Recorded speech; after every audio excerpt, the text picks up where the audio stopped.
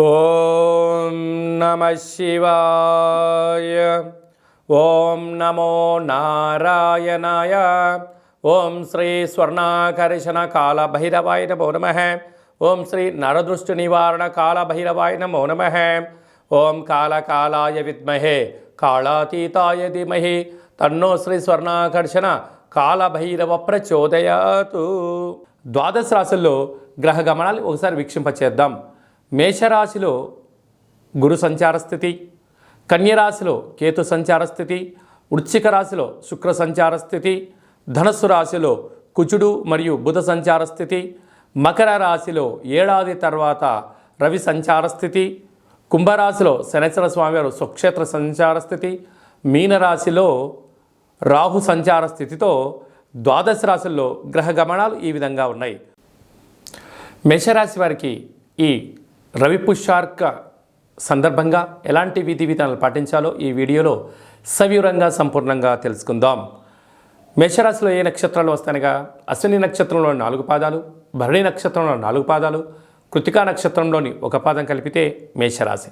చాలామందికి పుట్టినటువంటి కాల సమయంలో డేటా ఆఫ్ బర్త్లు లేనటువంటి కారణం చేత పేరు యొక్క మొదటి అక్షరాన్ని అనుసరిస్తూ ఆ రాశిని తెలుసుకునే ప్రయత్నం అవుతుంది. అవి ఏ అక్షరాలు ఒకసారి పరిశీలన చేద్దాం.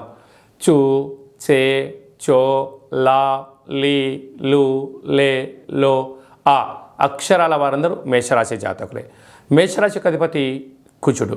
వీరికి ద్వాదశ రాశుల్లో గ్రహ గమనాలు మనం ఒకసారి సంపూర్ణంగా పరీక్షించినట్లయితే రాశిలోనే గురు సంచార స్థితి ఉండటం వలన వృత్తులలో, ఉద్యోగాల్లో, వ్యాపారాల్లో విలువలతో కూడిన జీవితాన్ని పొందాలి అనేటువంటి మీ కోరిక నెరవేరబోతుంది. కనుక తల్లిదండ్రుల మాటలు, గురువుల మాటలు వినడం వలన మీకు యోగదాయకమైనటువంటి మంచి పరిస్థితి. ఇది పుష్యమాసం అవడం, పూర్ణిమ, పునర్వసు పుష్యమీ నక్షత్రము, అందులో గురువారం రోజు రావడం వలన మీరు వీలైనంత వరకు ఆ రోజు ఉపవాసాన్ని స్వీకరింపజేయడం, పసుపు రంగు వస్త్రాలను ధరింపచేయడం, అలాగనే మీ ఇంటి ఈశాన్య దిగ్భాగంలో లేకపోతే తులసి కోట దగ్గర ఈ పసుపు రంగుతో కూడుకున్నటువంటి ఫలాలను భగవంతుడికి నైవేద్యంగా పెట్టడం, తెల్ల జిల్లేడు వృక్షం దగ్గర పసుపు రంగు పేపర్ పైన ఎరుపు రంగు పెన్ను చేత మీకు ఉండబడిన కోరికలను వ్రాసి తెల్ల జిల్లేడు యొక్క వృక్షానికి కట్టడం, అలాగే తెల్ల జిల్లేడు వృక్షం దగ్గర పసుపు రంగులో ఒక దోషుడు శనగపప్పును పోసి 16 రూపాయి నాణ్యాలను కట్టి వృక్షానికి కట్టే ప్రయత్నం చేయండి. అలా మాకు కుదరలేదు అనుకుంటున్నట్లయితే ప్రవహించే నీటిలో సమర్పించండి. మాకు ప్రవహించే ప్రాంతం లేదండి అనుకున్నట్లయితే మీకు దగ్గర ఎక్కడైనటువంటి నవగ్రహాల దేవాలయం కానీ శివాలయం కానీ ఉన్నట్లయితే ఈ యొక్క పసుపు రంగు క్లాత్, శనగపప్పు, 16 రూపాయల నాణ్యములను ఆ గురుగారికి ఇచ్చి గురుగారి చుట్టూ 16 ప్రదక్షిణలు చేయండి. అది కూడా కుదరలేదు, బ్రాహ్మణుడు మనకు అందుబాటులోకి లేడు, శనగపప్పును నీటితో లేకుండా పంచామృతములతో కలిపి మహాదేవుడికి, శివుడికి రుద్రాభిషేకం చేసి ఈ పదార్థాన్ని తీసుకొని వెళ్ళి గోమాతకు సమర్పించండి.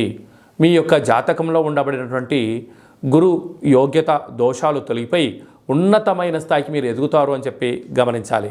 6వ స్థానంలో కేతు సంచార స్థితి ఉండడం వలన చిన్న చిన్న వాటికి ఆందోళన చెందొద్దు, అప్పులు ఇవ్వద్దు, అప్పులు తెచ్చుకోవద్దు. అష్టమంలో శుక్ర సంచార స్థితి ఉండడం వలన నూతనమైన వస్తువులు, బంగారు ఆభరణాలు, వస్త్రాలు క్రయ విక్రయాలలో స్వల్పమైన ఇబ్బందులు ఉండినను మీరు ఆందోళన చెందనక్కర్లేదు. భాగ్యస్థానంలో కుజ బుధ సంచార స్థితి ఉండడం వలన వృత్తులలో, ఉద్యోగాల్లో, వ్యాపారంలో భార్యాభర్తలు తీసుకునే నిర్ణయం వలన మీరు ఉన్నత స్థాయికి ఎదుగుతారని చెప్పి గమనించాలి. రాజ్యస్థానంలో రవి సంచార స్థితి ఉండడం వలన దూర, వాయు, జల ప్రయాణాలు పెట్టుకోకపోవడం, మీ జన్మ నక్షత్రం రోజున అష్టమి, పూర్ణిమ తిథి యందున మీరు తొందరపాటు నిర్ణయాలకు ఇది సరైన సమయం కాదు అని చెప్పి గమనించాలి. లాభస్థానంలో శని సంచార స్థితి ఉండడం వలన వృత్తులలో, ఉద్యోగాల, వ్యాపారాలలో ఓపిక, పట్టుదల, ధర్మమైన మార్గాన్ని ఎంచుకోగలగాలి. వ్యయంలో రాహు సంచార స్థితి ఉండడం వలన శత్రువులు పొంచి ఉన్నారు, తస్మాత్ జాగ్రత్త. సాఫ్ట్వేర్ ఉద్యోగస్తులు, హార్డ్వేర్ ఉద్యోగస్తులు, వ్యవసాయ పనిచేసేటువంటి కార్యక్రమాలు ఆచరింపజేసేటువంటి వారందరికీ కూడా మంచి అవకాశాలు ఉన్నాయి. కాకపోతే మంచి కాలాన్ని ఉన్నప్పుడే సత్కర్మ చేవ సత్ఫలిత, దుష్కర్మ చేవ దుష్ఫలిత అన్నట్టుగా ఇప్పుడు మన మంచి పనులు, మంచి కార్యక్రమాలను, ఆధ్యాత్మికమైన జీవన విధానాన్ని మీరు ఏర్పరచుకోగలిగితే రాబోయే కాలం అంతా కూడా మీకు మంచి యుగం ఉందని చెప్పి గమనించాలి.